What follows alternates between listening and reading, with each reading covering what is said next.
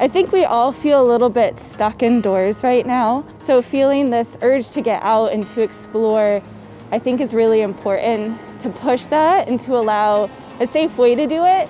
And finding these tiny doors around Toledo, Sylvania, and even Maumee, maybe notice things that you wouldn't notice before. My name is Caitlin Schleicher, and I'm one of the fine art teachers at St. Ursula Academy. Primarily this year I have taught ceramics. So I'm going to talk about my Tiny Doors project that I did with my ceramics class when we were virtual home learning. The Tiny Doors kind of like popped up as this idea as I was searching through things online, and I thought about my Ann Arbor adventures and like finding the tiny doors downtown and how much fun that is just to focus on something that's magical and bringing that magic back into the everyday, especially during the dark winter and during times of COVID. We need this happiness. Hi, my name is Annalise and I'm a St. Ursula student.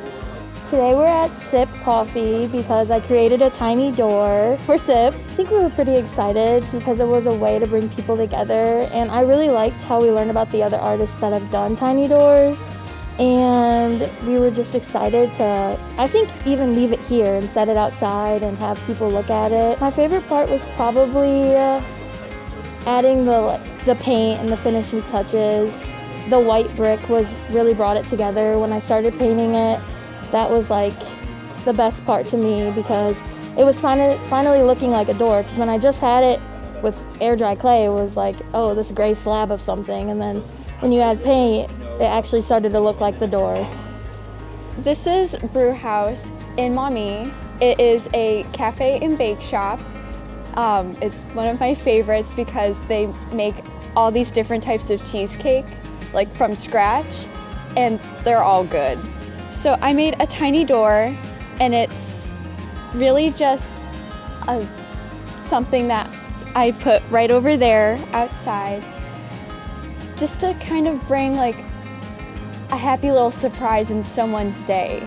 Like if you just take a second to like look around, it's like, oh, there's just a cute little door right over there.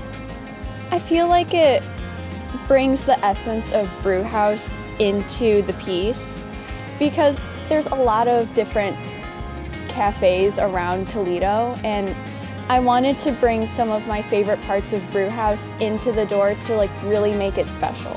Really, you can't be inside as much anymore, so you get to actually walk around and just see the city and just be away from everyone and have time to yourself. So I chose Boyd's because I wanted to do a candy shop, and my options were really here and the candy shop in Maumee, but this one I kind of remember more from my childhood.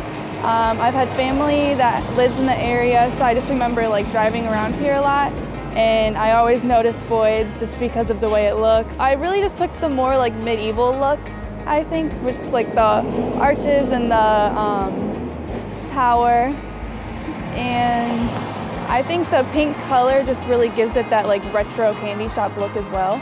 So my tiny door is based on Chandler Cafe, which is behind me right now.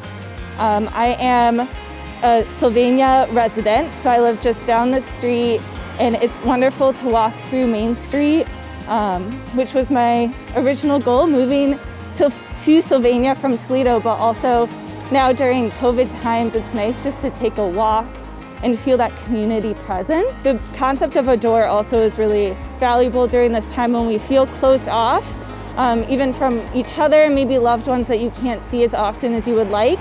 So this doorway is supposed to be a doorway of conversation, so I brought that to the students' attention. Making art for everyone else is an important part of the street art concept, and usually we make art for ourselves in our classes, in my class. So having students make something and to share it with the world and just let go of it. So it's for others' enjoyments and how that also can be part of the process.